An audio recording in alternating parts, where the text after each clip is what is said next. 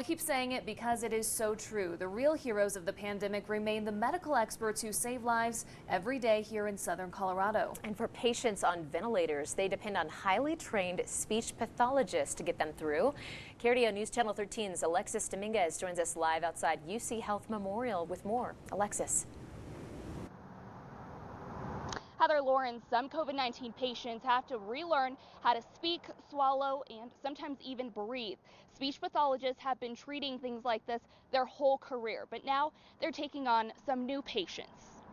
Several months ago, sites like these of COVID-19 patients on ventilators were more common. Among many concerns, how long a patient stays on one. We get concerned when it's anything over like 48 hours. The use of ventilators has decreased because local hospitals are seeing younger COVID patients who are not as affected, and because of increased caution about how hard a ventilator can be on the body.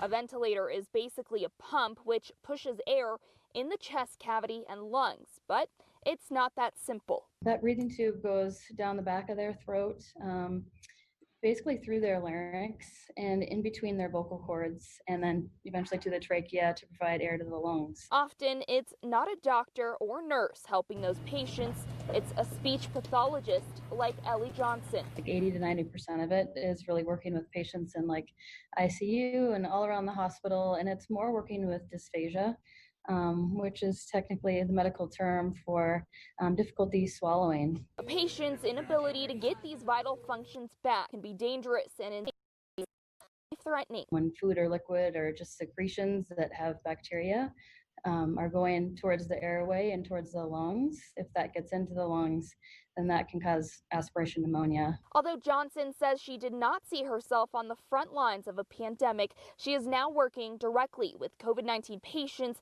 and the work can change lives. The quicker they get in there, all of us from rehab, their ICU and their whole length of hospital stay can be shortened. And because their job focuses on teaching people how to reuse their mouths and their throats using the correct PPE like masks, has made their work and job a little bit more difficult, but it's something they continue to navigate during this pandemic. Reporting live outside Memorial Central Hospital, I'm Alexis Dominguez, KRDO News Channel 13.